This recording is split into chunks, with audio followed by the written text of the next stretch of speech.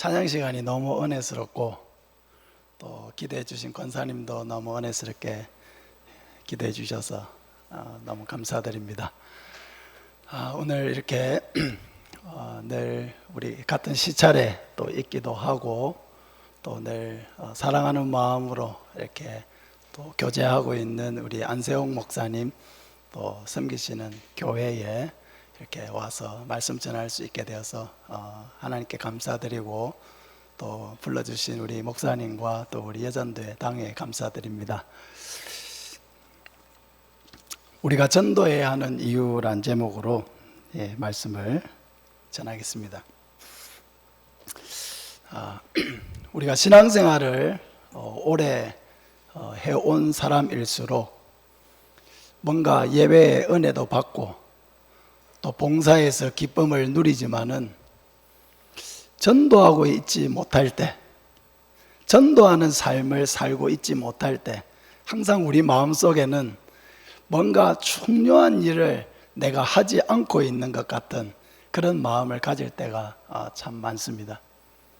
근데 전도는 하나님께서 우리에게 부담을 주시기 위해서 주신 것이 아니고 우리에게 많은 축복을 주시기 위해서 전도하라는 이 명령을 우리에게 주신 줄 믿습니다. 전도는 하나님께서 그러니까 우리에게 주시는 그런 아주 선물 보따리와 같은 거예요. 여러분 신앙생활을 하면서 어떤 선물을 받고 싶습니까? 성령 충만의 선물을 받고 싶죠. 전도하시기 바랍니다. 여러분 열정적인 사람이 되고 싶죠. 전도하시기 바랍니다. 기도의 사람 되고 싶죠. 하나님 나도 기도의 사람 되기를 원합니다. 전도하시기 바랍니다. 전도하면서 기도하지 않을 수가 없습니다. 하나님의 은혜를 풍성하게 누리고 하나님과 날마다 교제하는 사람이 되고 싶다. 그런 열망이 우리 마음속에 있지 않습니까? 그러면 전도하시길 바랍니다. 하나님과 깊이 동행하는 사람이 될 것입니다. 빛과 소금으로 살고 싶다. 우리 성도들에게는 항상 그런 부담도 있고 소망도 있죠. 전도하시길 바랍니다. 전도하면은 빛과 소금으로 살지 않을 수가 없어요. 이웃에게 전도하려고 하는 마음을 가진 사람이 아무데나 살 수가 없습니다. 사랑하면서 살 수밖에 없습니다. 물질의 복도 많이 받고 싶죠. 하나님은 하나님의 나라와 의를 먼저 생각하고 일하는 사람에게 물질의 복도 주십니다. 그래서 항상 이 전도는 우리가 신앙생활을 하면서 받고자 하는 모든 축복의 보따리가 바로 전도다. 전도. 전도할 때 이 모든 하나님께서 예비된 엄청난 은혜와 복을 하나님께서 우리에게 주신다는 것을 믿으시기를 바랍니다. 그래서 오늘 말씀을 듣고 여러분의 마음속에 나도 이제 나에게 남은 세월이 얼마 있지는 알지 못하지만은 남은 시간 동안 전도하고 영혼을 구원하는 삶을 내 인생의 목표로 삼아서 살아야 되겠다. 그런 결심을 다 가질 수 있기를 바랍니다. 첫째로 우리가 전도해야 할 이유는 예수님의 명령이기 때문입니다. 오늘 읽었던 말씀 19절을 다시 한번 보면은 너희는 가서 모든 민족을 제자로 삼아 아버지와 아들과 성령의 이름으로 세례를 베풀고 했습니다. 이 예수님께서 뭐라고 하셨느냐? 성천하시기 전에 제자들에게 남겨주신 마지막 명령이죠. 가장 큰 명령이죠. 그래서 지상명령이다 이렇게 하거든요. 이 말씀, 오늘 읽었던 말씀을 예수님의 지상명령. 이 지상이라는 말이 무슨 말이냐면 땅에서 제일 높은 명령이다 이런 말입니다. 예수님이 주신 가장 큰 명령이다. 그래서 지상명령이에요. 너희는 가서 모든 민족을 제자로 삼아라. 이게 예수님이 남겨주신 명령입니다. 전도하기 위해서 제일 중요한 건 뭐냐? 가는 것입니다. 가는 거예요. 불신자들이 있는 곳을 찾아가는 순종, 전도할 때 이게 제일 중요한 것입니다. 예수님은 우리가 예배당에 앉아서 불신자들이 교회로 알아서 찾아올 때까지 기다려라 이렇게 말씀하지 않았어요. 가라고 그랬어요. 너희는 가라. 이 우리 성경에는 가서 이렇게 표현되어 있는데 원어는 뭐냐? 가라는 명령어예요. 가라. 너희는 가라 하는 명령입니다. 가서 제자를 삼아라 하는 명령입니다. 제일 중요한 건 뭐냐? 불신자들을 만나는 거예요. 그들을 찾아가서 권하는 거예요. 예수님을 믿어보라고 권하는 거예요. 가만히 우리는 앉아서 예배드리고 봉사하고 찬양하고 우리끼리만 그렇게 머물러서는 안 된다는 거예요. 그 전도는 순종입니다. 예수님이 가라고 명령하셨기 때문에 명령을 받은 우리 입장에서는 가라고 하셨으니까 우리는 뭐 해야 돼요? 가야 되는 거예요. 불신자들을 만나야 되는 거예요. 그들을 권면해야 하는 것입니다. 만나는 것이 바로 전도의 시작입니다. 한번 따라합시다. 불신자를 만나는 것이 전도의 시작이다.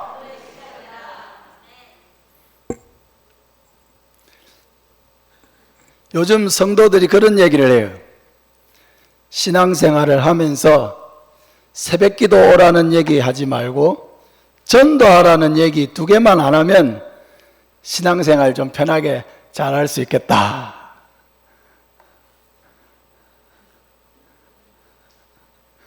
여러분도 같은 마음입니까? 따라합시다. 성도는 새벽기도와 전도를 정복해야 은혜 넘치는 신앙생활 할 수 있다. 제일 어려운 이 두 가지를 일상적으로 감당할 수 있으면 그 성도는 정말 하나님의 은혜를, 천국을 이 땅에서 누리면서 살아갈 수가 있습니다. 두 번째, 우리가 전도해야 하는 이유는 복음만이 영혼을 살리기 때문입니다. 로마서 1장 16절에 내가 복음을 부끄러워하지 아니하노니 이 복음은 모든 믿는 자에게 구원을 주시는 하나님의 능력이 됨이라 했습니다. 내가 복음을 부끄러워하지 아니하노니 이 복음은 모든 믿는 자에게 구원을 주시는 하나님의 능력이 됨이라. 사도 바울이 어딜 가든지 담대하게 이 복음을 전한 이유가 무엇입니까? 이 복음만이 믿는 자에게 구원을 주시는 하나님의 능력이 되기 때문에, 이 복음이 아니고서는 사람들이 주께로 돌아올 수가 없기 때문에, 전도하지 않고는 예수 믿는 일이 일어날 수가 없기 때문에 바울은 담대하게 어디 가든지 복음을 전했다는 것입니다. 여러분, 우리의 신앙생활 가운데 참으로 기쁠 때가 있는데 그건 바로 내가 전도를 해서 한 영혼이 예수님을 믿고 예수 믿는 기쁨을 알고 예배의 기쁨을 알고 믿음 안에서 성장해가는 모습을 볼 때 그게 그렇게 기쁜 거예요. 우리 교회도 초신자들이 많아요. 작년 한 해, 작년도 코로나고 지금도 뭐 코로나죠. 그러나 지금은 조금 자유가 많이 주어졌지만은 작년 한 해는 굉장히 예배 생활에도 어려움이 많았던 그런 시간이었습니다. 그래도 전도는 실수가 없는 거예요. 이런 시간에도 복음을 계속 전해야 합니다. 그래서 작년 한 해 우리는 초청주의를 작년 한 해도 2번 했습니다. 전반기에도 초청주의를 하고 작년 후반기에도 초청주의를 하고 또 올해 전반기 5월 달에도 초청주의를 했습니다. 코로나니까 뭐 초청주의를 한다고 사람들이 오겠나 그런 생각이 들죠. 근데 해보니까 아니더라고요. 작년 한 해 초청주일에 오신 분이요 140명 정도 됐어요. 2번, 초청주일 2번에 오신 분이 전반기에는 한 60명 오셨고 또 후반기에도 한 80여 명 오셨어요. 올해 전반기에 또 초청주일을 했습니다. 몇 명쯤 왔을 것 같아요? 더 많이 왔어요. 231명이 나왔어요. 그 1부에 110여 명, 2부에 120명 정도. 우리가 뭐 인원을 나눠서 오라고 한 적도 없는데 알아서 나눠서 오셨어요. 딱 예배드리기. 그 우리 성도들하고 다 합쳐서 예배드리니까 예배당이 가득 찼죠. 불신자들이 가득 왔습니다. 여러분, 초청주의를 이렇게 하니까 그 사람이 오는 거예요. 코로나라고 코로나 끝날 때까지 기다리면 되느냐? 안 돼요. 코로나 여러분 언제 끝나겠습니까? 이건 이제 우리의 일상이고 이제 같이 살아야 될 그런 하나의 일상이 정면병이 됐습니다. 감기와 같은 병이 됐죠. 끝날 때까지 기다릴 수 없어요. 그럼 예수님 오실 때까지 전도할 수가 없습니다. 코로나 기간이지만은 전도를 하니까 하나님께서 사람도 보내주시고 또 초청주의를 하고 나면은 항상 열매가 남아요. 그 전반기에 5월 22일 날 우리가 초청주의를 해서 231명이 이렇게 왔는데 복음을 전했죠. 복음을 전했고 했는데 그 초청주의를 통해서 20명 넘는 사람이 교회를 등록하게 됐어요. 다 정착하지는 않았죠. 그래도 초청주일 후에 한 번도 오고 두 번도 오고 그래도 뭔가 그 불신자들 100% 불신자들이거든요. 어디서 이동해 온 사람들이 아니에요. 그 마음속에 예수님을 믿어야 되겠다는 마음이 생겼다는 게 얼마나 중요합니까? 그리고 지난 주일날 새가족 수료식을 했어요. 초청주일에 오신 분들이 교회에 정착을 하게 되고 5주간 새가족 교육을 시키고 지난 주일날 10사람 새가족 수료식을 했습니다. 평생 예수 안 믿던 최고령자는 86세, 76세 되는 할머니, 할아버지, 할머니 부부예요. 평생 예수 안 믿었지만은 초청주의를 통해서 예수님을 믿고 몸도 많이 아파요. 매주 3번씩 신장투석을 하고 있습니다. 근데 그분이 놀라운 고백을 해요. 그 집에 제가 신방을 갔을 때 집에 달마도가 걸려 있었거든요. 그래서 제가 처음 갔을 때는 아무 말을 안 했어요. 이제 교회 온 지 얼마 안 됐기 때문에. 두 번째 신방하러 갔을 때는 제가 얘기했어요. 할아버지, 이제 예수님을 믿으셨으니 집에 있는 달마도는 이제 버리시지요. 달마도가 얼마나 큰지 몰라요. 스크린만한 달마도를 걸어놨더라고요. 그래 놓고 제가 이제 왔어요. 오고 제가 한 3주 있다가 다시 신방을 가니까 집에 달마도도 다 버리고 또 무슨 불경 적혀 있는 액자, 불경이 적혀 있는 액자도 집에 하나 있었는데 그것도 다 버렸다 하시더라고요. 할렐루야. 복음이 들어가면은 사람이 변하는 것입니다. 복음이 들어가면은 우상 숭배가 얼마나 헛된 것인지를 깨닫게 되는 거예요. 영적인 눈이 뜨이게 되는 거예요. 내가 얼마나 한평생 이런 엉터리 같은 우상에 매여서 살아왔는지를 복음이 들어가니까, 예수님이 마음에 들어가니까 영적인 안목이 생기고 분별력이 생기는 거예요. 그러니까 평생 믿어온 그거를 그냥 그렇게 버릴 수 있는 은혜, 한 영혼이 변화될 수 있는 은혜를 주시는 것입니다. 할렐루야. 사람을 바꿀 수 있는 것은 복음밖에 없습니다. 복음이 심겨져야 사람이 변하는 거예요. 복음이 들어가면 예수님이 마음에 오시기 때문에 예수님이 우리를 바꾸어 가시는 거지, 사람을 바꾸는 거지, 사람이 사람을 바꾸는 게 아닙니다. 그 복음을 전하는 게 이렇게 중요한 거예요. 한 영혼이 그 복음을 통해서 변화되는 것입니다. 사랑하는 여러분, 힘써 복음 전하시기를 바랍니다. 세 번째로 우리가 전도해야 하는 이유는 우리가 전도해야 하나님이 택한 백성들이 돌아올 수가 있기 때문입니다. 사도행전 18장 9절 10절에 밤에 주께서 환상 가운데 바울에게 말씀하시되 두려워하지 말며 침묵하지 말고 말하라. 내가 너와 함께 있으며 어떤 사람도 너를 대적하여 해롭게 할 자가 없을 것이니 이는 이 성중에 내 백성이 많음이라 하시더라. 사도 바울이 고린도에 복음 전하러 갔을 때 많은 반대에 부딪혔습니다. 사도 바울이라고 뭐 대단한 게 아니에요. 사도 바울도 반대에 많이 부딪히면은 마음이 위축되고 의기소침해지고 입도 다치고 막 전도를 많이 해보려고 했는데 그냥 의지가 꺾인 거예요.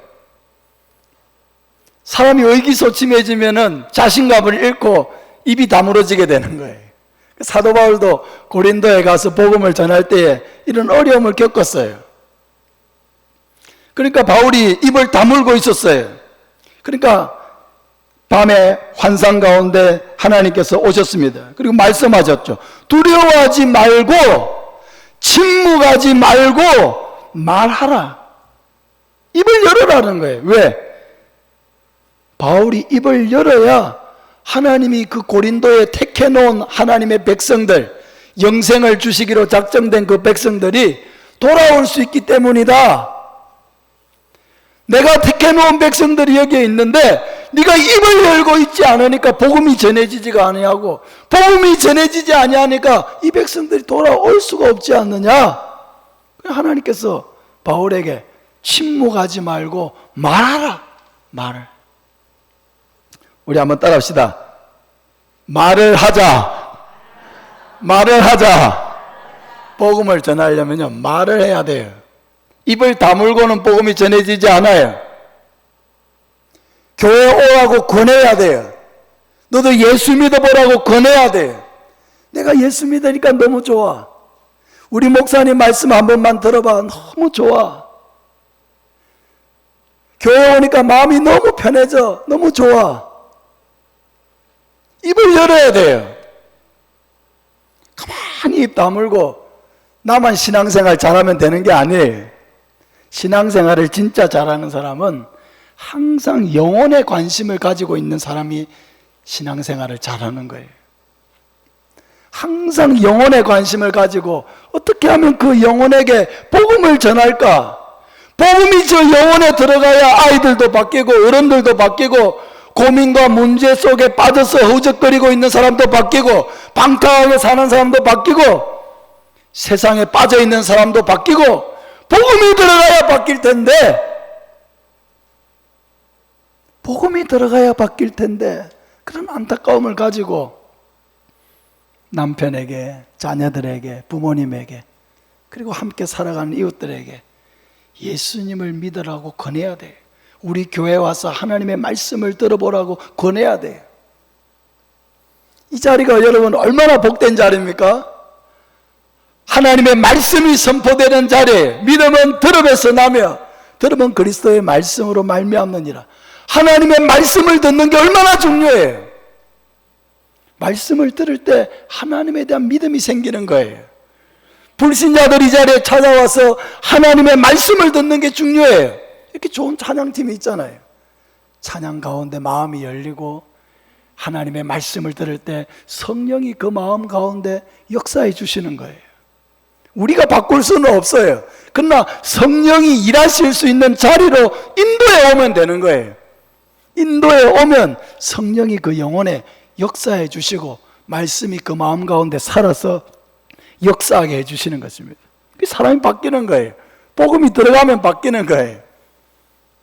교회를 전혀 몰랐던 사람도 와서 예배를 드려보면 자기의 교회에 대해서 가지고 있던 안 좋은 편견이 깨지고, 나도 예수님을 믿어봐야 되겠다.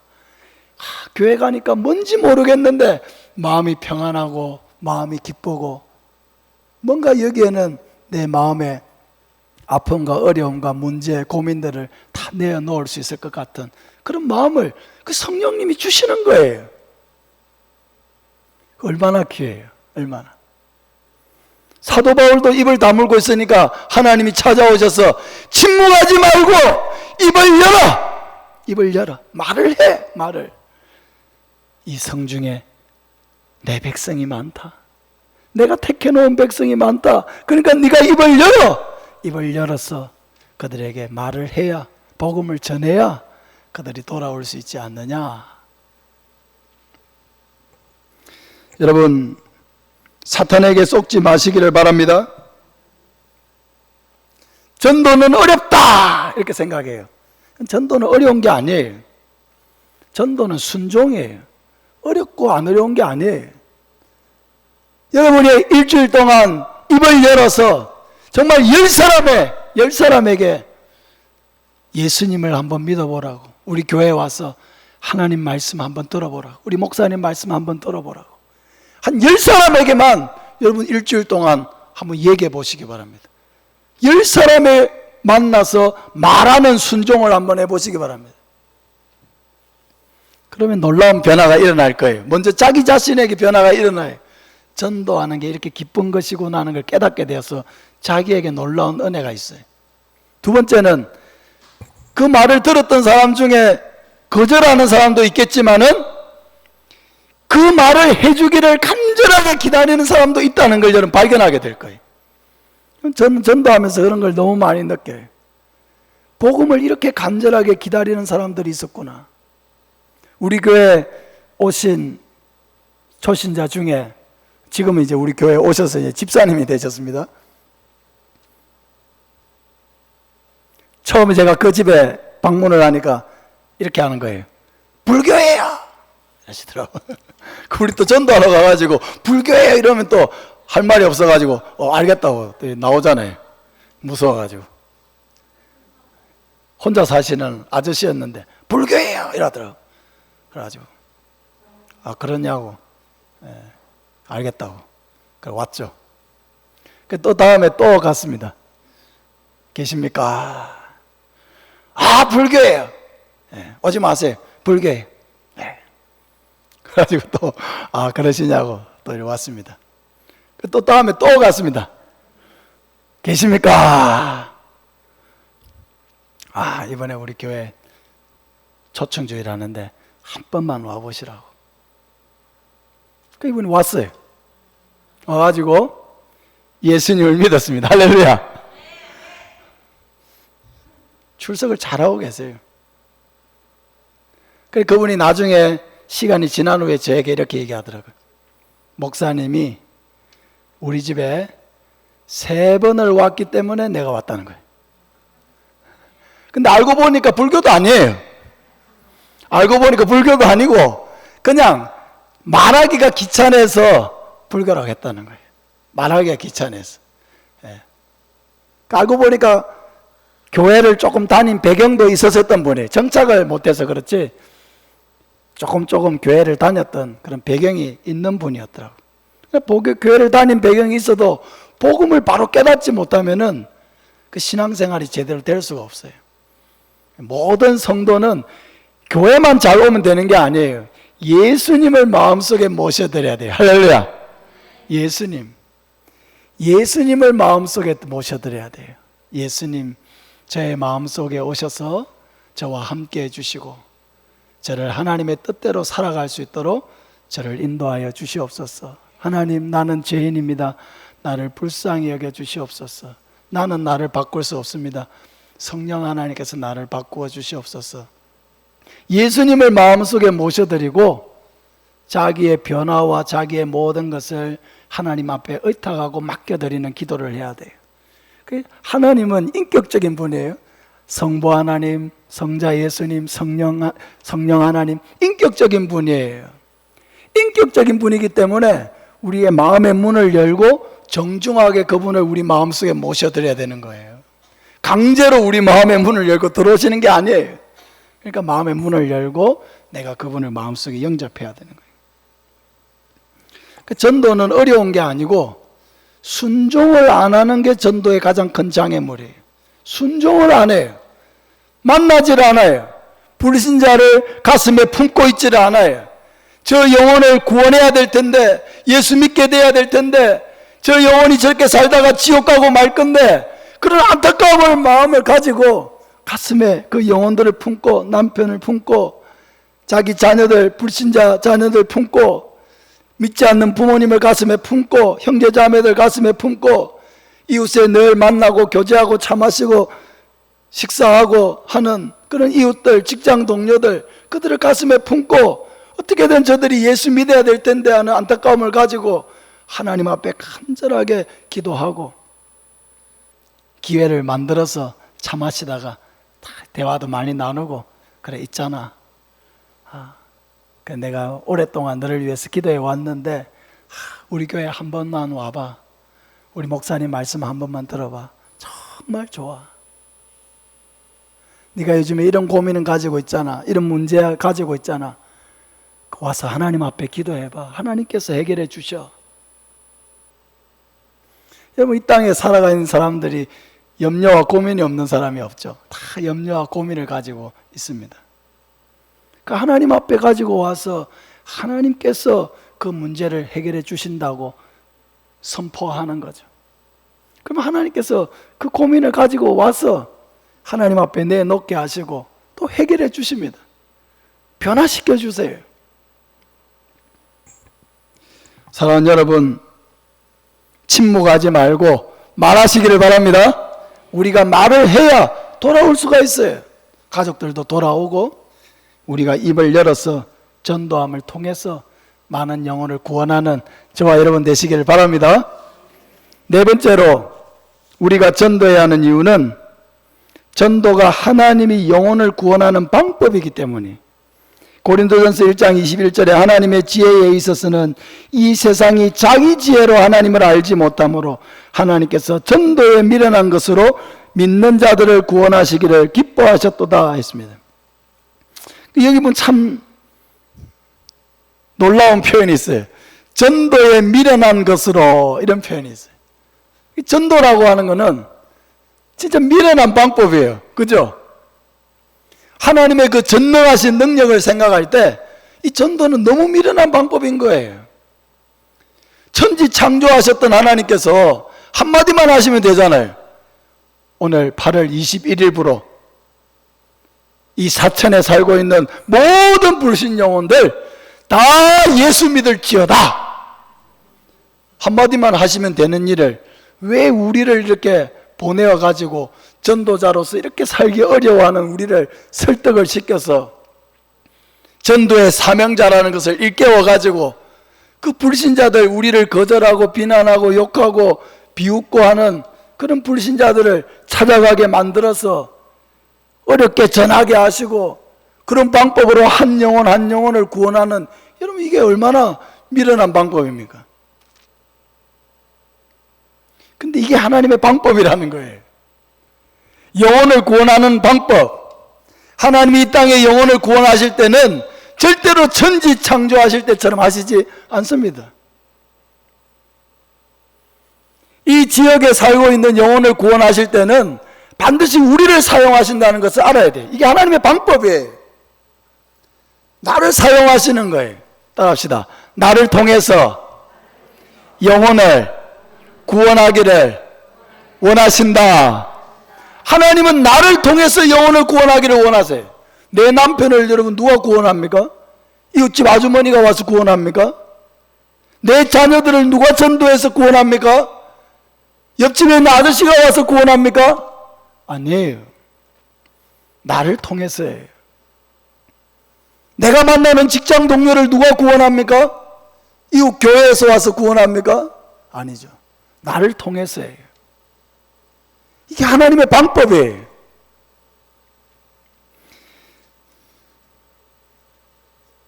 전도라고 하는 것은 대단히 미련한 방법처럼 보이지만은 이 방법을 통해서 전 세계에 25억 명이 넘는 그리스도인이 생겼어요. 할렐루야. 이 미련한 방법을 통해서 우리나라에도 800만, 900만을 헤아리는 그리스도인들이 생겼습니다. 이 미련한 일을 하기 위해서 2만 명이 넘는 선교사가 해외에 파송되어 있습니다. 이 미련한 일들을 지원하기 위해서 각 교회가 십시일반 이 선교사들을 후원하고 있습니다. 미련한 방법이라고 사도 바울이 말은 했지만은 결코 미련한 방법이 아니에요. 예수님은 홀로 이 땅에 오셔서 이 땅에 남겨놓고 간 제자는 단 12명의 제자밖에 되지 않습니다. 근데 그 12명의 제자를 통해서 많은 사람들이 예수님을 믿게 되었고, 지금은요, 저와 여러분도 예수님을 믿게 되었습니다. 할렐루야. 저와 여러분이 어떻게 예수를 믿게 되었습니까? 여러분 여기에 모태신앙 있습니까? 모태신앙 되시는 분 한번 손 한번 들어보세요. 나는 우리 부모님이 다 믿는 분이어서 어릴 때부터 신앙생활을 했다. 손 한번 들어보세요. 두 사람밖에 없듯이니. 그러면 여러분이 언젠가는, 여기 예수 믿은 분들 중에 어떤 분은 10대에, 어떤 분은 20대에, 어떤 분은 30대, 40대, 50대, 어느 순간에 예수를 믿었다는 거잖아요. 누군가가 여러분을 위해서 기도하고 누군가가 여러분의 손을 잡고 이곳으로 이끌었다는 거잖아요. 예수님께로 누군가가 이끌어 주었기 때문에 여러분이 오게 되었고 예수님을 믿게 된 거잖아요. 나는 전도를 통해서 예수 믿었는데 나는 아무 일도 하지 아니하고, 어떤 다른 사람은 나를 위해서 내 영혼을 품고 기도하고 입을 열어서 전하고 권면해서 나를 이 예수 믿는 자리까지 인도했는데, 나는 그런 은혜를 누렸음에도 불구하고 나는 아무것도 영혼을 위해서 하지 않냐고, 죽어가는 영혼을 위해서 나는 아무것도 하고 있지 않다면은, 여러분 그것은 정말로 은혜를 올바로 마음속에 새긴 사람이 아니라고 할 수 있겠죠. 사랑하는 여러분,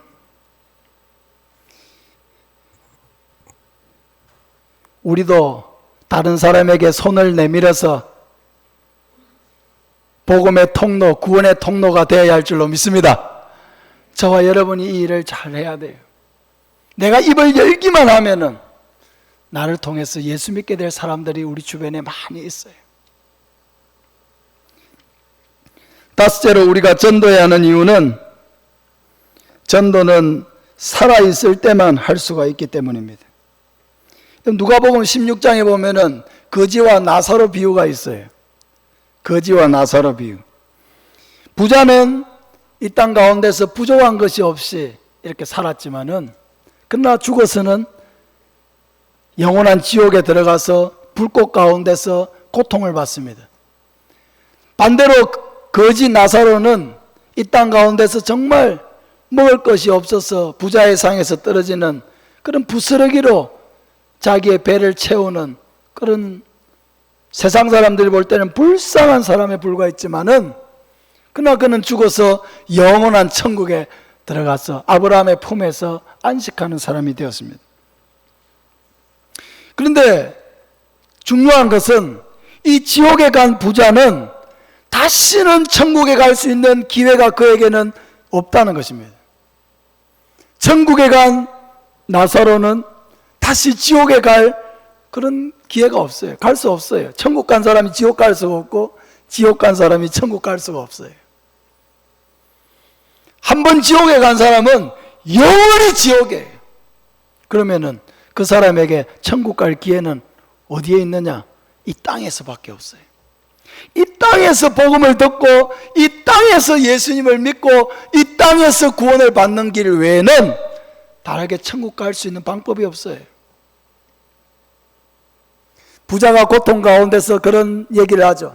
아버지 아브라함이여, 저 나사로를 우리 집에 보내어가지고, 우리 집에 형제 5명이 있는데 그들에게 이 천국과 지옥을 좀 알려가지고 이 고통받는 곳에 오지 않게 해 주십시오. 부자가 그런 절규를 합니다. 근데 허락받지 못했습니다.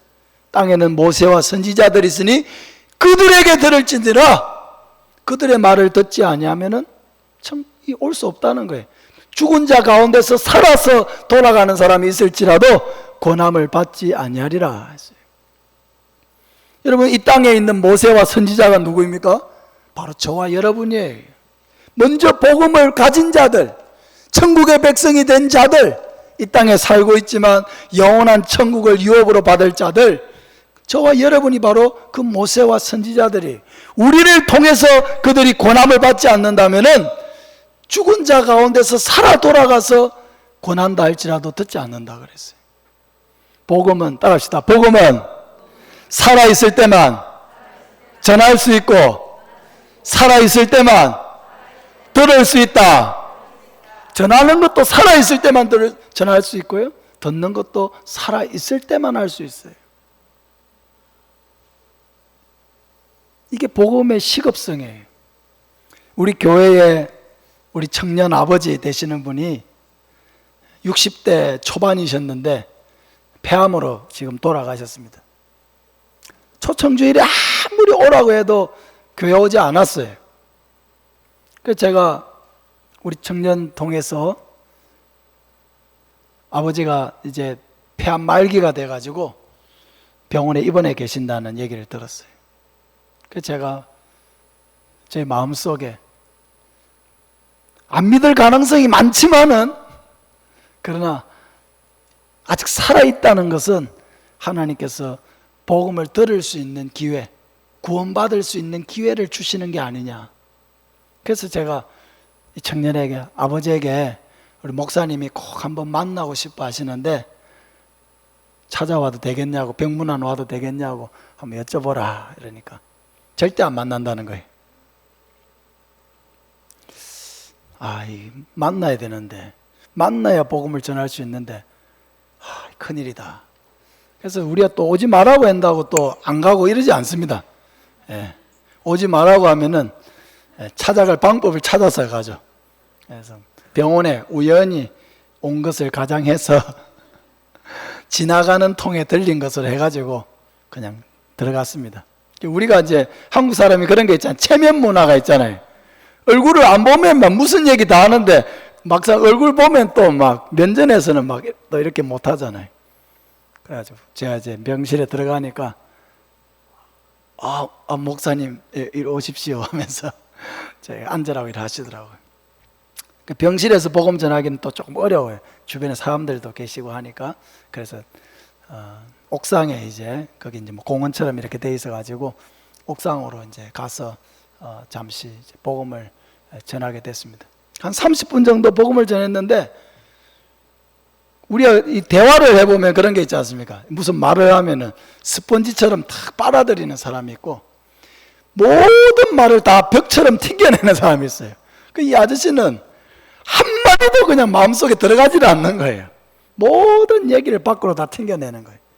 제가 이리도 얘기하고 저리도 얘기하고 어떻게든 마지막 기회라고 생각이 들고 죽기 전에 마지막으로 복음을 전할 기회라고 생각이 드니까 안타까운 마음에 어떻게든 예수님 믿을 수 있도록 이러는데 아무리 얘기해도 듣지 않는 거예요. 그래가지고 그날 포기를 했습니다. 포기를 하고 이제 아버님 그때 휠체어를 타고 있었는데 폐암으로 그렇게 고통을 받고 있으면서도 담배를 끊지를 못하시더라고요. 계속 줄담배를 피고 일하시더라고요. 그리고 이제 옥상에서 그분 이제 뭐 얘기를 다 마치고 그분도 이제 앞서가고 저는 뒤에 따라갔습니다. 근데 이제 그 아저씨가 우리 청년의 아버지죠. 제가 뒤에 있는 줄 모르고 엘리베이터 타려고 제가 뒤에 같이 기다리고 있었거든요. 제가 뒤에 있는 줄도 모르고 이렇게 얘기하시는 거예요. 내가 싫어하는 줄 알면서도 말이야. 계속 얘기하고 말이야. 너무 놀래가지고 같이 엘리베이터 타려다가 놀래가지고 계단으로 내려왔지 않습니까? 전 사랑으로 했지만은 너무 싫어하는 거예요. 그래서 계단으로 제가 걸어 내려오면서 하나님께서 주시는 마음이 그래도 하나님께서 한 번 더 복음을 전할 수 있도록 도와주십시오. 그렇게 기도하는 마음으로 내려왔습니다. 그리고 이제 불과 얼마 후에 이제 더 악화돼 가지고 이제 진주에 있는 호스피스 전문 병원으로 옮겼습니다. 그 호스피스 병동으로 간다는 것은 이제 의학적인 치료는 이제 끝난 겁니다. 끝나고 뭐 진통제 주사 정도 이렇게 놓으면서 죽을 때를 기다리는 거죠.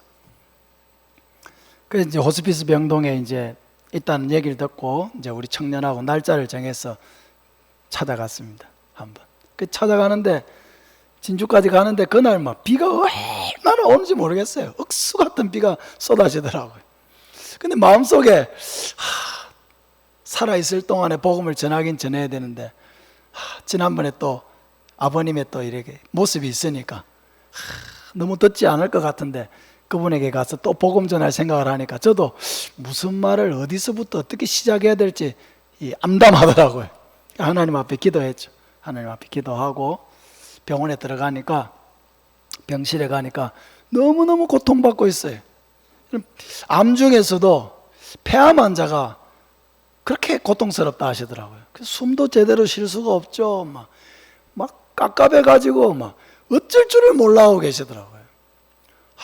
저렇게 힘들어하고 계시는데 내가 옆에서 무슨 말이라 하다가 또 제 딸이라도 날라오는 거 아닌지 걱정이 되더라고요. 그래서 제가 병실에 이제 조용히 앉아서 하나님 앞에 기도했습니다. 하나님, 무슨 말을 어떻게 해야 될지 모르겠는데 하나님께서 도와주시고 어떻게든 이게 마지막 기회인데 예수 믿게 해달라고 기도하고, 이제 아버님이 많이 고통받고 있는데 얼굴을 보면서 아버님, 제가 아버님을 너무 사랑해서 다시 한 번 더 찾아왔습니다. 이렇게 인사를 하고 옆에 가서 제가 앉아가지고 아버지 손을 탁 이렇게 잡았습니다. 잡으니까 싫으면은 탁 이렇게 뿌리칠 텐데 뿌리치지를 않으시더라고요. 잡힌 채로 이렇게 가만히 있으시는 거예요. 이렇게 뭐 고통받고 있는 분에게 제가 뭐 에덴 동산부터 시작할 수는 없잖아요, 얘기를.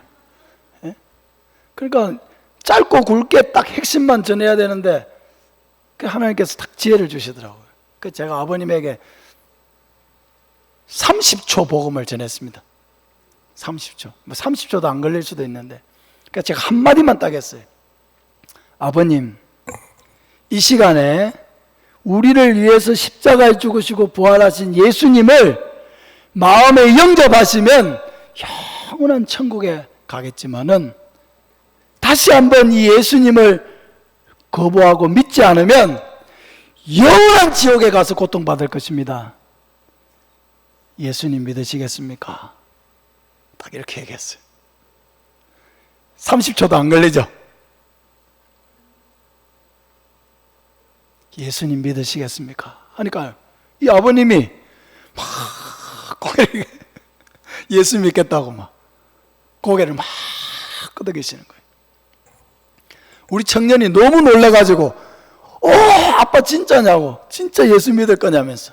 그래가지고 우리 청년이 뭐 너무 놀라가지고 아빠하고 막 약속을 하고 사인을 하고, 그래서 그분이 이렇게 예수님을 극적으로 영접하고 3일 있다가 돌아가셨어요. 3일 있다가. 부끄러운 구원이죠. 이 땅을 살면서 하나님의 구원의 은혜에 감사하지도 못하고 나를 구원하신 하나님을 위해서 봉사하거나 예배하거나 찬양한 곡도 부르지 못한 사람이에요. 그러나 마지막이지만은 그 인생의 가장 마지막 순간에 예수님을 마음에 모셔드리고 예수님을 믿으니까 성경의 약속대로 그 영혼도 영원한 천국에 있는 줄로 믿습니다. 이게 하나님의 은혜예요. 예수님도 십자가에 못 박혀 돌아가실 때에 한편 강도가 예수님을 마음에 모셔드렸지 않습니까? 한평생 살인하고 다른 사람에게 상처 주고 아픔 주고 살아왔던 그 강도, 세상에서는 버림받은 사람이죠. 그러나 그 영혼이라도 마지막에 예수님을 마음에 모시고 예수님을 영접하니까 네가 오늘 나와 함께 낙원에 있으리라고 하는 이 귀한 약속을 받게 되지 않습니까? 사랑하는 여러분, 복음만이 영혼을 살린다는 것을 여러분 믿으시길 바랍니다. 우리 손에, 우리의 입술에 한 영혼의 생명이 달려 있습니다. 내 남편, 내 자녀들, 내 부모님, 내 형제 자매들, 우리가 만나는 직장 동료들, 늘 만나고 교류하는 같은 아파트에, 같은 동네에 살고 있는 그 주민들, 교회 주변에 살고 있는 사람들, 그 생명이 여러분 저와 여러분의 손에 달려 있습니다. 입을 열면 살 것이고 입을 열지 않으면 죽을 것입니다. 우리가 전하면 들을 것이고 들으면 믿음이 생길 것입니다. 우리가 구체적으로 자세하게 모든 복음을 일목요연하게 다 전하지 못해도 괜찮습니다.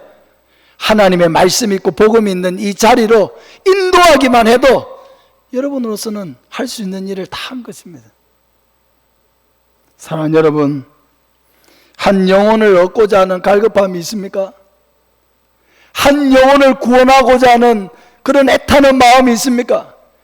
하나님은 한 영혼이 회개하고 돌아오면은 회개할 것이 없는 99을 인하여 기뻐하는 것보다 더 기뻐하리라고 하나님이 말씀하셨는데, 하나님을 기쁘시게 하는 삶을 살겠다고 늘 다짐을 하면서도 하나님이 가장 기뻐하시는 영혼 구원하는 일에는 무관심해서 살아간다고 하면은 그것은 하나님의 마음을 정말 모르는 것입니다.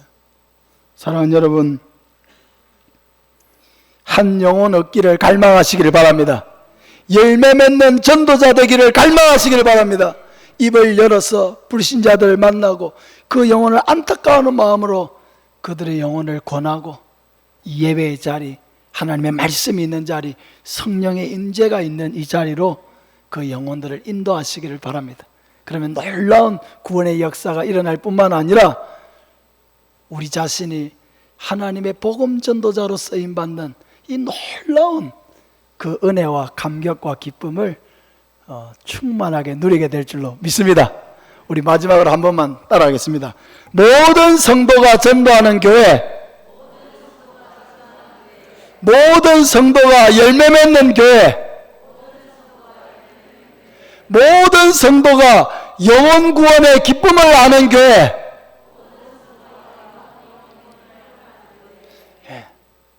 이게 여러분 우리 마음의 모토가 되어야 됩니다. 전도는 목사님만 하는 게 아니고요, 전도사님만 하는 게 아니고, 은혜 받은 몇 사람만 하는 게 아니고, 모든 성도, 구원의 은혜를 받은 모든 성도가 전도해야 되고, 또 전도만 하면 됩니까? 열매를 얻어야 돼요. 영혼의 열매를 얻어야 돼요. 영혼 구원의 기쁨을 알아야 돼요. 이런 은혜가 저와 여러분에게 오늘 특별히 헌신 예배 드리는 1여전도회, 2여전도회 모든 또 회원들에게, 또 우리 사천 온누리교회 모든 성도들에게 이 영혼 구원의 기쁨을 아는 은혜, 전도하는 일에 순종하는 은혜, 그걸 통해서 전도자에게 주시는 하나님의 놀라운 은혜를 누리는 이런 감격의 은혜가 있기를 예수님의 이름으로 축복합니다. 우리 같이 한번 동성으로 같이 한번 기도했으면 좋겠습니다. 하나님, 전도자 되기를 원합니다. 전도하게 하여 주시옵소서. 이제까지는 봉사하고 예배만 드리는 것으로 만족하였다면은 하나님, 이제는 전도하기를 원합니다.